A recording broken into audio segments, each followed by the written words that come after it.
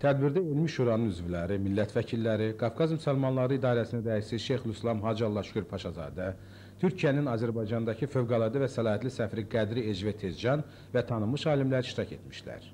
İnstitutun direktoru Profesor Namiq Əliyev Elmi Şuranın növbədən kənar iclasını açaraq Türk iş adamlarının Azərbaycandakı fəaliyyətindən bəhs etmiş, İnstitutun klinikasının istifadəyə verilməsində 10 ildən artıq Respublikamızda fəaliyyət göstərən Türk iş adamı Əli Efsenin diqqət və qayğısından söz açmışdır.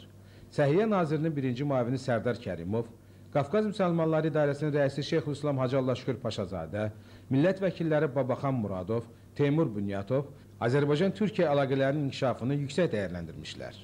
Türk iş adamlarının Azərbaycana cəlb olunmasında Azərbaycan Prezidenti Heydər Əliyevin xidmətləri xüsusi qeyd olunmuşdur.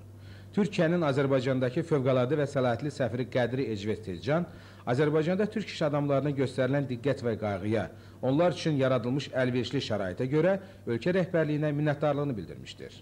Respublikanın ayrı-ayrı müəssisələrinin əsaslı təmirinə və yenidən qurulmasına yaxından köməklik göstərmiş türk iş adamı Əli Efsenə Milli Tibbi Profilaktika Elmi Tədqiqat İnstitutunun Elmi Şurasının fəxri üzv vəsiqəsi təqdim edilmişdir. Elmi Şuranın üzvləri çıxış edərək, Elmi Şuranın yeni fəxri üzvünü təbrik etmiş, ona yeni uğurlar arzulamışlar.